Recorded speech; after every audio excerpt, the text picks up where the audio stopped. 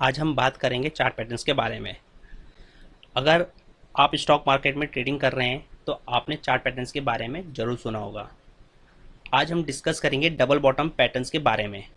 उससे पहले आपको पता होना चाहिए कि मार्केट में दो तरह के ट्रेंड होते हैं, बुलिश एंड बेरिश ट्रेंड। आगे जिन पैटर्न्स की हम बात करेंगे वो बुलिश एंड बेरिश ट्रेंड पर ही डिपेंड होंगे। डबल बॉटम जो कि बुलिश फॉर्मेशन पैटर्न है, जब स्टॉक अप ट्रेंड से डाउन ट्रेंड में होता है तब ये बुलिश फॉर्मेशन पैटर्न बनते हैं। जैसे कि आप चार्ट में देख रहे हैं कैसे स्टॉक डाउन ट्रेंड से अप ट्रेंड की तरफ गया, फिर एक ऊपर की तरफ में अपना हाई प्राइस लगा के फिर स्टॉक डाउन ट्रेंड में आ गया, देन फिर स्टॉक अप ट्रेंड में गया और उसके बाद एक अच्छा ब्रेकआउट आया, स्टॉक तेजी में ऊपर निकल गया। सेम चीज़ अगर आप चार्ट को अगर आइडेंटिफाई कर पा रहे हैं तो आप चार्ट में देख रहे होंगे एक डब्लू करके यहाँ पे एक पैटर्न बना है, डब्लू। ये डब्लू जो फॉर्मेशन पैटर्न है, अगर आप इसे डबल बॉटम पैटर्न देखें तो इसमें आप जरूरी मेन चीज़ क्या है, इसमें मेन चीज़ ये है कि आपके लिए वॉल्यूम, किसी भी एक पैटर्न को बनने के लिए वॉल्यूम जरूरी है। अगर वॉल्यूम नहीं होगा तो स्टॉक फॉर्मेशन कोई भी पैटर्न नहीं बनेगा। अगर आप देखेंगे इसमें, अगर आप नीचे की तरफ देखेंगे वॉल्यूम में तो काफ़ी अच्छा वॉल्यूम हुआ है। और जिस दिन ब्रेकआउट आया है, जिस दिन स्टॉक में ब्रेकआउट आया उस दिन देखिए आप कैसे स्टॉक अप ट्रेंड में गया है। Upside breakout, down side breakout, हम बात करेंगे इसके बारे में कि अपसाइड और डाउन साइड ब्रेकआउट होता क्या है। अभी आप देख रहे हैं कैसे अपसाइड स्टॉक कैसे अप ट्रेंड ब्रेकआउट देके और स्टॉक कहाँ पहुँच गया। तो ये जो है ये थोड़ा लॉन्ग टर्म पैटर्न्स होते हैं जिसमें आप काफ़ी समय लगता है बनने में। और जब एक बार बनते हैं और अगर आप आइडेंटिफाई कर पा रहे हैं इजीली तो फिर आपको अच्छा इजीली पैसा कमा सकते हैं। तो जरूरी यहाँ पे मेन चीज़ आपको ध्यान रखनी है वॉल्यूम।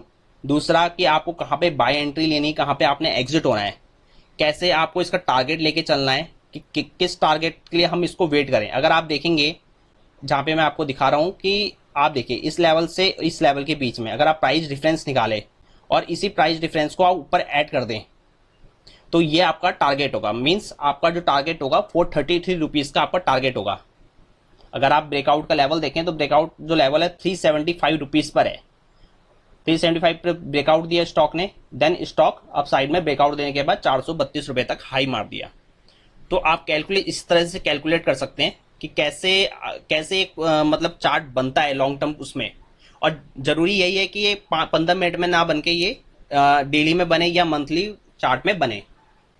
जब ये बनेंगे तो आपको इसमें ईजिली आपको हर चीज़ आइडेंटिफाई होंगी। और आगे हम और पैटर्न्स के बारे में बात करेंगे कि कैसे और पैटर्न्स भी हैं जो bullish and bearish reversal pattern हैं, तो उसमें कैसे और भी पैटर्न्स के बारे में देखेंगे कि कैसे बनते हैं और कैसे कहाँ पे ब्रेकआउट, कहाँ पे हमें निकलना है, कहाँ पे हमें बाय करना है। तो ये सारी चीज़ें आपको दिखाई देंगी। और इसमें आप डब्ल्यू शेप में जो ये बना है तो आप इसे ईजिली अपने माइंड में रख सकते हैं कि डब्ल्यू शेप में जहाँ भी स्टॉक अप ट्रेंड से डाउन ट्रेंड में आया है तो कैसे एक नीचे एक डब्ल्यू बन गया। अगर आपने आइडेंटिफाई कर लिया इजीली तो आप इससे आराम से निकल सकते हैं।